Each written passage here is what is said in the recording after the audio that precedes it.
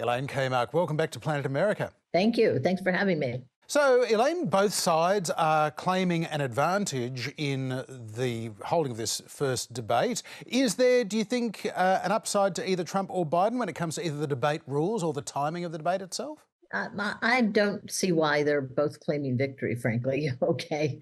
It seems to me that they came to a very good and very quick, frankly, conclusion of this. They still may have things to fight about. I mean, there's these debate preparations get into the weeds, like the height of the stand that they're behind and what it looks like and the set, and they still have to sort out all of those things. So there'll be plenty of things to fight about. But it seems to me that they came up with a good plan. And do you personally prefer the changes that have been made? I do. I think the absence of an audience is very important. And the most important thing, because of Trump's propensity to bully people, is the ability to turn off the mic at 2 minutes or 1 minute or however long they're given.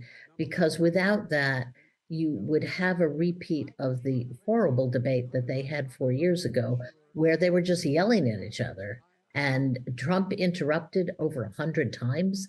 It was just awful. At one point, Biden just shook his head and said, "Oh man, would you just shut up?" And it gives a sense of just how bad it got. So I think the ability to turn off the mic is going to be critical to having this debate be somewhat sensible and reasonable. So, Elaine, does this mean the Commission on Presidential Debates is done? And if so, do you care? You know, it may have served its purpose, okay? It may be done.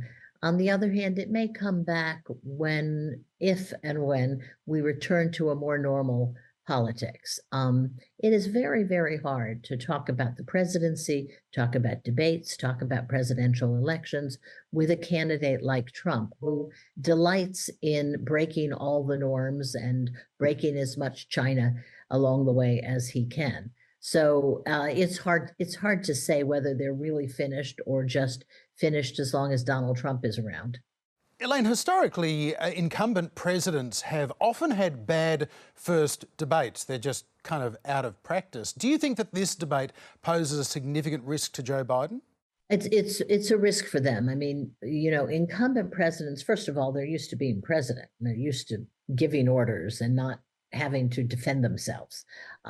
Secondly, they tend to want to focus on their accomplishments. Their accomplishments in their minds are very big and very important. Often that's correct. And because they want to do that, they don't give the audience that forward-leaning message that a lot of people want from political campaigns. So it's tough for a president. That's why so many of them have bombed in their first debates. Now, pundits have been interpreting Biden pushing for debates as kind of an admission that he thinks his campaign needs some help. Is that a fair interpretation in your view? I think it is partially so. That's right. I mean, the problem is that Biden can't break through the noise. Okay, it is Trump, 24/7. If you're here in the United States, you turn on the television and they're covering his every minute of his trial. Every time he comes out of the courthouse and speaks, they're covering it. You know, it's very, very difficult for Biden, even though he's president of the United States and meanwhile governing and doing some quite important things, he can't get heard. So I think this was a way that they thought they could break out of this 24/7 Trump world and try to get their message out. When he did that at the State of the Union, everybody said, "Oh, hooray, look at that. He's not a senile old man. He actually can put two sentences together quite well." So that's good. I also think that Trump is doing a really sort of weird thing. Usually you want to increase expectations of your opponent. Trump is decreasing them. He keeps saying things like Biden can't put two sentences together, et cetera. Well, the way Trump is talking, any voter who's kind of on the fence, if they look at Biden and expect to see a drooling old man and they see somebody who's pretty coherent, that's going to be a win for Biden. So I think that the Trump strategy is a little odd. I would expect in the next month for his advisors to attempt to get him to change what he's saying about Biden.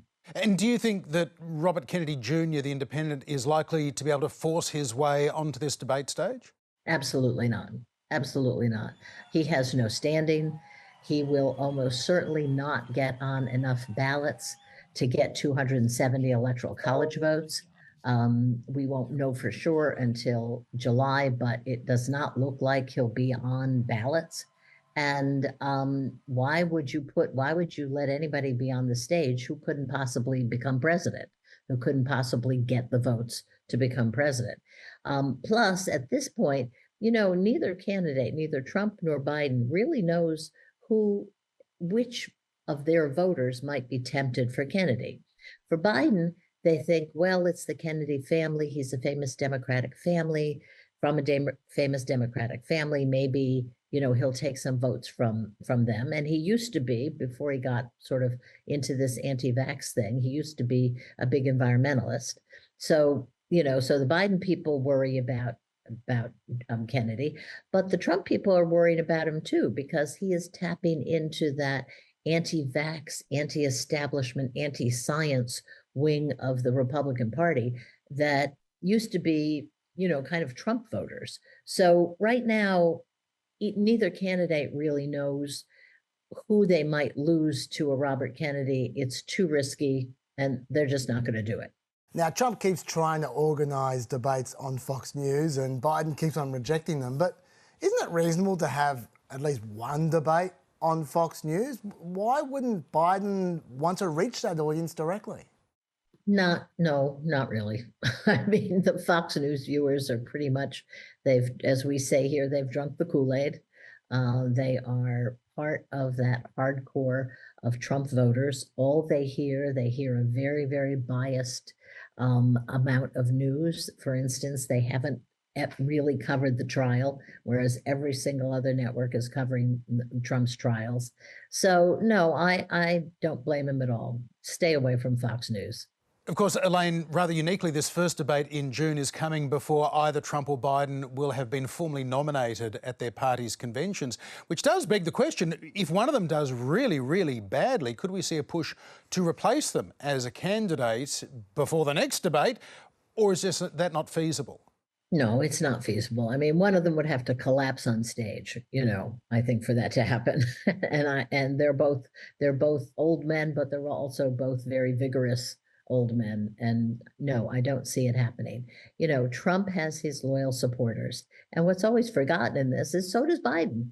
Okay, the reason we have these two old candidates is that substantial numbers of activists, elected officials, and voters in each party want them to run. So no, I don't see any way that's going to happen. In recent decades, of course, Elaine, sometimes these presidential debates have served to allay concerns about a particular candidate. I'm thinking about the support that flowed to Ronald Reagan when he appeared not particularly threatening in 1980. Arguably, Joe Biden in 2020 also sort of allayed the fears of some doubters. Right now, though, do you think there are any open questions about either of these candidates, or does hyperpartisanship mean that really that is going to overrule actual performance? If we see well, put it this way, we won't see a shift, but there might be a shift because the amount of people to shift is minuscule. Okay, it's a very, very small number of people in a very small number of states that will decide this election.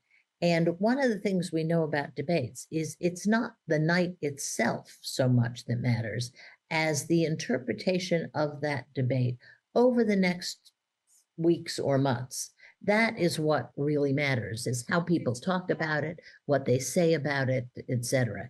And I think that will be important, but it'll be important to a small number of people. Remember, this entire election is going to be addressed to a sliver of the electorate. And it's hard to say what matters, and we just don't know. Finally, Elaine, it's 5.5 months or so till the finish line. Where do you see the race at this point in time and the two candidates with respect to each other? I think that with 5 months to go, I think the polls tell you that Trump has an advantage in the swing states, but the national numbers shows them tied. So, you know, remember, we have to evaluate this on two levels. If I were to say the election, if we were to hold it right now, I would say that Joe Biden would win the popular vote. I mean, the antipathy towards Trump in places like California and New York and Massachusetts, the blue states, is pretty intense. And I think there'll be large turnout and large numbers of votes for Biden. The problem comes with the Electoral College, where states that have very, very few people, Wyoming, North Dakota, South Dakota, practically nobody lives there. Wyoming has more sheep than people in it. And in those states, they all, because thanks to our founding fathers, they all got two senators and they all got a congressman. So we have there's a built-in advantage to the Republican candidate at this point in time in the Electoral College. And that's what I think most people are worried about. And so if I had to bet today, I'd say that Biden wins the popular vote, but Trump could win the Electoral College vote. Now, the Biden campaign is very aware of this, as is the Trump campaign, and they have a lot of money.